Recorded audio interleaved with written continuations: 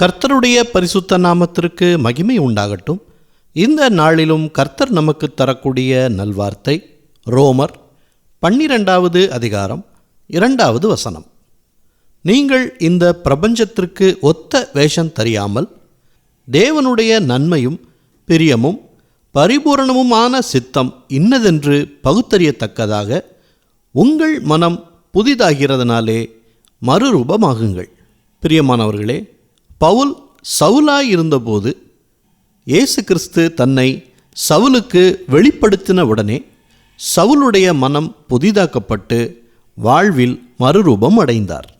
இயேசு கிறிஸ்துவை சுவிசேஷமாய் அறிவித்து பல சபைகளை ஏற்படுத்தினார். இன்றைக்கு நாமும் கிறிஸ்துவை அறிந்து வைத்திருக்கிறோம்.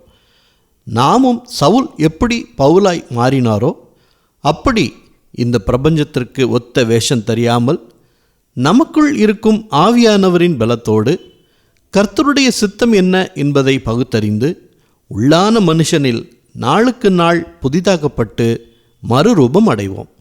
கர்த்தருடைய ஆசீர்வாதங்களையும் பெற்றுக்கொள்வோம்.